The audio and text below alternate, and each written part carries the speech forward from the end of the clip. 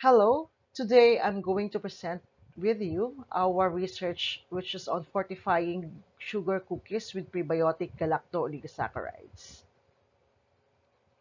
I am Sherry Lucel Ariola from the Institute of Chemistry, University of the Philippines, Los Baños. Prebiotic is defined as substrate that is selectively utilized by host microorganisms, conferring a health benefit.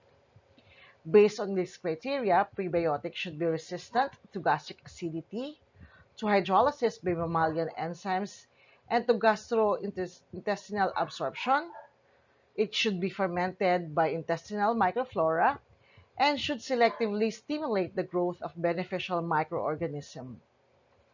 With this criteria, only inulin, fructooligosaccharides, galactooligosaccharides, and lactulose are fulfilling these requirements for prebiotics, as documented and proven in several studies, although promise exists for other dietary oligosaccharides.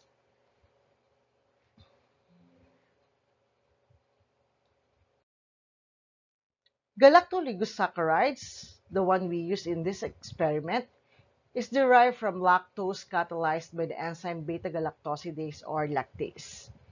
Galactoligosaccharides or GOS are galactose-rich oligosaccharides consisting of 2 to 10 monosaccharides joined by different linkages.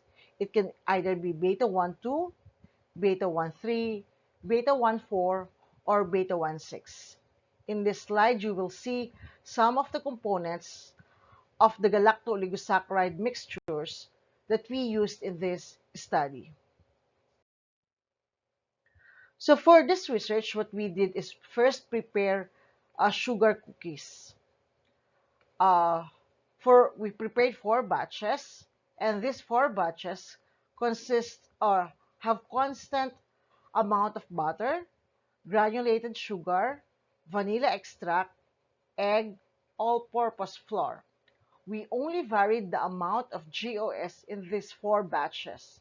We have a control, that means we don't have GOS in one batch. Then we have 5% GOS, 10%, and 15% GOS.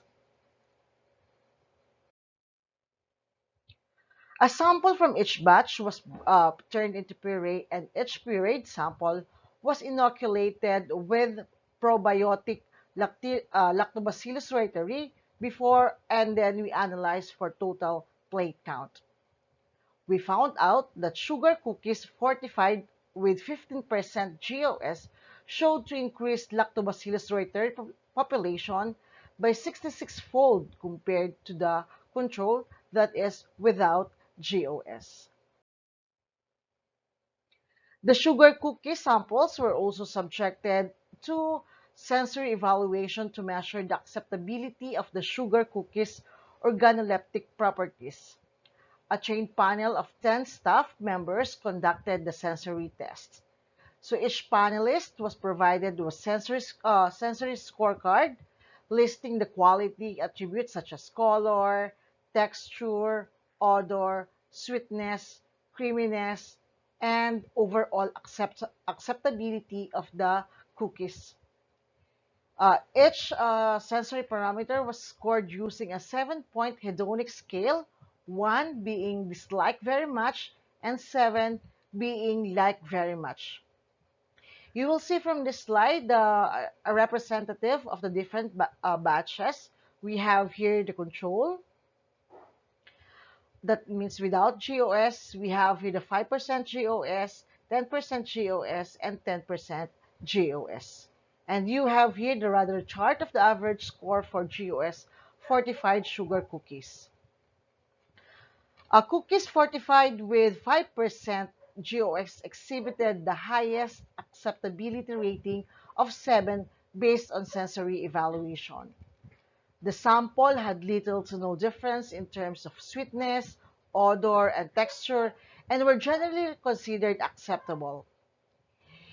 In contrast, the creaminess, color, the size of the sugar cookies became less preferable as GOS concentration increases. In conclusion, the fortification of sugar cookies with GOS was proven to enhance the growth of the probiotic bacteria in vitro.